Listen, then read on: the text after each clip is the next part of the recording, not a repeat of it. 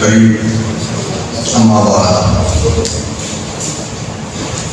بسم الله الرحمن الرحيم نون والقلم وما يسطرون صدق اللہ العظیم. صاحب جناب ڈاکٹر سعادت سعید صاحب، مہمانان خصوصی، مہمانان گرامی اور تمام میرے قابل عزت قابل احترام دوست بھائی بزرگ حاضرین سامعین، السلام علیکم. ساجد حسین ساجد صاحب سے میرا کوئی زیادہ پرانا تعلق نہیں ہے. 2020 میں ہی انہوں نے فن کے حوالے سے اصلاح کا سلسلہ شروع کیا تو میں نے یہ اپنی خدمات جو ہیں پیش کی، کیونکہ ان کے اندر جو ہے حقیقت بیانی کا پہلو مجھے نظر آیا. آج کل رائٹر بہت ہیں، شاعر بھی ہیں فن کے حوالے سے، لیکن وہ موضوع سخن ان کا کیا ہے اس حوالے سے جو ہے وہ کئی طبقات میں تقسیم ہو چکی ہے. حقیقت بیانی ایک ایسا خاصہ ہے جو ساجد حسین ساجد میں ان سے جو پہلی میری ملاقات ہوئی اس میں ہی مجھے نظر آیا.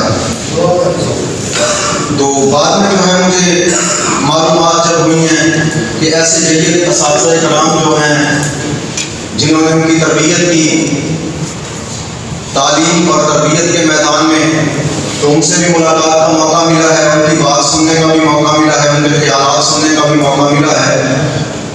تو یہ 2020 کے مارچ سے 2021 کے تقریباً کوئی جون تک یہ جو ہم نے انہوں نے یہ کتاب شائع کی ہے، اس کو ہم نے اصلاح کا جو ہے مرحلہ طے کیا ہے، اور یہ کلام انہوں نے تقریباً کوئی 20 یا 22 سال کی محنت سے جو ہے وہ تخلیق کیا ہوا ہے.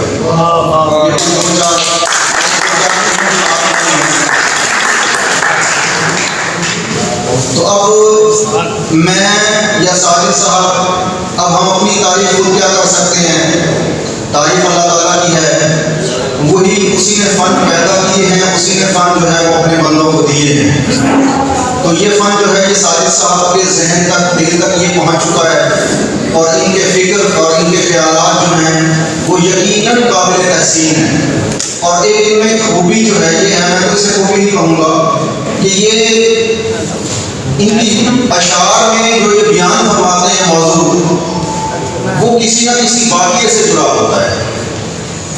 وہ مفروضے پہ قائم نہیں کرتے اپنے شعر کے خیال، شعر کی فکر کو مفروضے پہ قائم نہیں کرتے.